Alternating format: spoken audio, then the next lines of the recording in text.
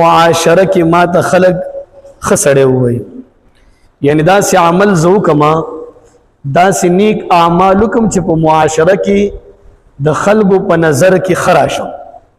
د هر سړی دا تمنا ده څوک سکار کوي څوک سکار کوي خ کارونه کوي چې خلق هم زمانه خوشاله او خلق دا وي چې دا سړی نیک کارونه کوي د فلاح کارونه کوي. دا د هر سړی نظریه ده. اوس د دوانو جهانو سردار خسړې چاته ویلې دي کم اعمال داسې دي چې هغه اعمالو په وجه باندې رسول الله مبارک دې سړی ته خسړې ویلې دي دی عمل ته خ عمل ویلې دي. نو پکار د موږ ځان کې دا اعمال راوړي چې د دنیا والا خلکو په ځای باندې رسول الله مبارک وایي چې دا خسړې دي او دا خ عمل کوي. نو هغه عملونه او هغه سړی کم سړی دي چې هغه ته نبی علیہ السلام خسړې ویلې دي. اول نمبر سړی رسول الله مبارک فرمای خیرکم من تعلم القرآن وعلمه، پتاسو کی بہترین خلق خلق د معاشری نمایه خلق هغه خلق دي چې کم خلق قرآن خپل زده کوي او بل تم قرآن خي. اول نمبر ډره چې کم سره خپلم قرآن زده کوي بل تم خي. دا اول نمبر خلق دي د نبی علیہ السلام په نظر باندې د الله په نظر باندې او د بزرګانو په نظر باندې. اوس تاسو وګورئ نبی علیہ الصلوۃ والسلام خپل د قرآن سره څومره شوق و.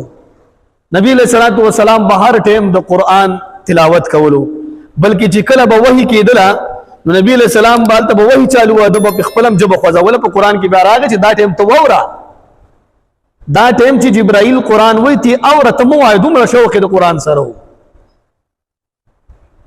ځکه خو احادیثو کې راځي چې نبی علیہ الصلوۃ والسلام باندې به چې کله وحی کېدله خوله به پرې راغله، ولې قرآن الله ډېر دون کتاب پیدا کړی دی. یو صحابي دی اسید رضی الله تعالی عنه نامه ده، هغه خپل ذکر کوي ما د شپې عبادت کوم نو د قرآن تلاوت می چالو کو، د قرآن تلاوت می کو وې دی کې زما یو اس په دی خوا ولاړه وه، هغه په ټوپونو باندې شو، ورسره جوخ زما ماشوم یحیی پروتو. وای ما دا تلاوت په بندولو کې زه چالو شم دا تلاوت بند کوم، ولې چې دا اس په دې ماشوم باندې ولخي ټوپونه وال. وای چې کله مې تلاوت ختم ک او اسمان طرف ته مې وکړه په اسمان کې رڼا و. وای به هر حال ما غاس په لګ اخوا کړل سحر مې د رسول الله مبارک صلی الله علیه وسلم نه پوښتنه وکړه چې دا الله رسول بیګا مې تلاوت کو، د تلاوت په دوران کې بهر بر په اسمان کې رڼا شو او زما اس په داسې ټوپونه وال. نبی علیہ الصلوۃ والسلام ورته فرمایل چې اے اوسه چې کله تا تلاوت کو فرشتي راغلي وای، د رحمت فرشتي راغلي ستا قرآن اوریدلو. نو نبی علیہ الصلوۃ والسلام فرمایي چې بهترین خلق کم یو دي د زمکه په سر باندې خلق موږ وایو چې موږ ته بل سره خو وای. نبی علیہ السلام چاته خویلې دي یو کس پکې دا چې کم سره د قرآن خپلم قرآن زده کوي بل تم قرآن خي. کله چې جنگ احد وشو نبی علیہ الصلوۃ والسلام ډیر صحابه شهیدان شوي.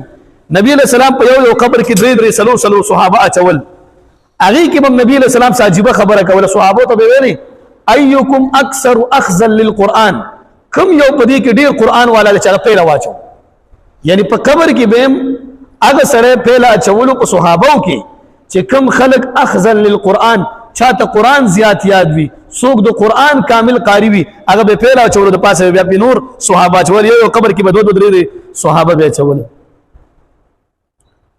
یو بزرگ دی علامہ سیوطی رحمت الله علیه خپل کتاب کې لګي و یو ځکه قبر کنستېدلو و دې جو خبر والا یو وخت یو زیر سخکاره شو په دې قبر کې ډیره زیات رڼا و او دا سړی په قبر کې وینا سو تلاوت کول په قبر کې.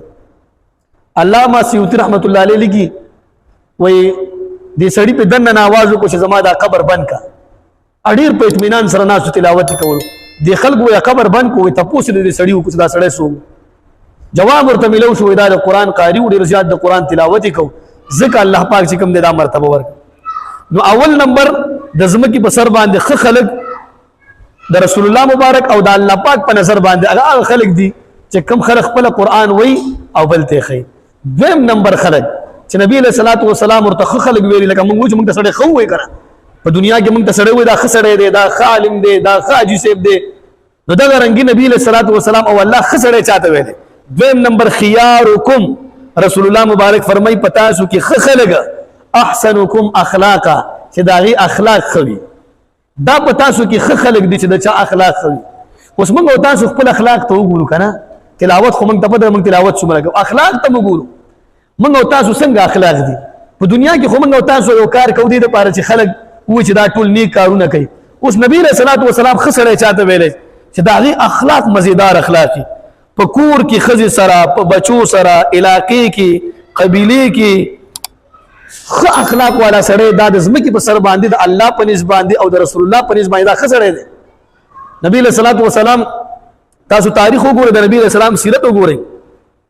یمنی صادر او تچاراول د یمن یو صادر او داسې چولو یو کس راو باندې چیو او هغه دا صادر د په زور سره روچت کو د نبی صلی الله په دې کې داغ راو دومره زور ولا ورکو رسول الله مبارک ورته هیڅ سمونه ویل. داسې اخلاق یو بل کس ته تپوس کول سوال ته کولو چې بیت المال کې سشتا نبی علیہ السلام ایدا سره روان نبی علیہ السلام رسکیدو دار روان او سره خبرې کوله نبی علیہ السلام یو ونی تډانه شو دته سونه ویل چې ته ولې په ما باندې روان. دا د نبی علیہ السلام اخلاق بهترین خلق د زمکه په سر باندې هغه دي چې اخلاق خي. تاسو وګورئ فتح مکه کې چې کله رسول الله مبارک مکی ته راتلو لزر صحابه سره او دا چې کله راتلو نبی علیہ السلام سر ټیټ کړو الان کې فاتحانه انداز داسې وي چې سړی سینم راوستي او ځکه چې فتح وکړه خو نبی علیہ السلام سر ټیټ کړو نبی علیہ السلام بره نه کته ولی وجدا وجد نبی علیہ السلام اخلاق داسې اخلاق چې د چا په نظر کې سرانه شي. زمونږ استاد اخلاق زیرو کې روان دي. بیا نبی علیہ السلام څه فرمایي وای څوک چې د ابو سفیان کور ته دنه شو هغه ته امن دي څوک چې بیت الله ته دنه شو هغه ته امن دي څوک چې وستلړ کې هغه ته امن دي. باقاعده اعلان وکړو یو صحابي اشعار ویل اليوم يوم الملحمه نن د بدلی ورځ ده نن د جنگ ورځ ده. رسول الله مبارک ورته فرمایي لا اليوم يوم المرحمه نن د رحم ورځ ده. دا صحابه چې په نبی له سلام باندې فدایانو او دومره د نبی له والسلام عاشقانو دا ولی د رسول الله مبارک اخلاق داسې اخلاقو چې دا خلق د رسول الله مبارک نه قربانو. نو موږ تاسو کدا غواړو چې د نبی له سلام په نظر کې او د الله په نظر کې خلق جوړ شو څنګه چې موږ په دنیا کې دا غواړو چې خلک موږ ته خو وي نو موږ تاسو خپل اخلاق درست کوو. اخلاق به داسې اخلاق راولو چې د رسول الله مبارک اخلاق. دریم نمبر د ځمکې په سر باندې خسړې څوک دی خلک د الله په نسبت باندې او د رسول الله په نسبت باندې خسړې څوک دی. نبی صلی الله علیه وسلم فرمای خیرکم من موالیه پتاسو کې بهترین خلق هغه دي چې د خپل غلام سره خپل نوکرانو سره خ رویه کوي دا غوي سره خبرتاو کوي. کم خلق چې خپل ماتحت سره خ رویه کوي دا زمکه په سر باندې بهترین خلق دي. دا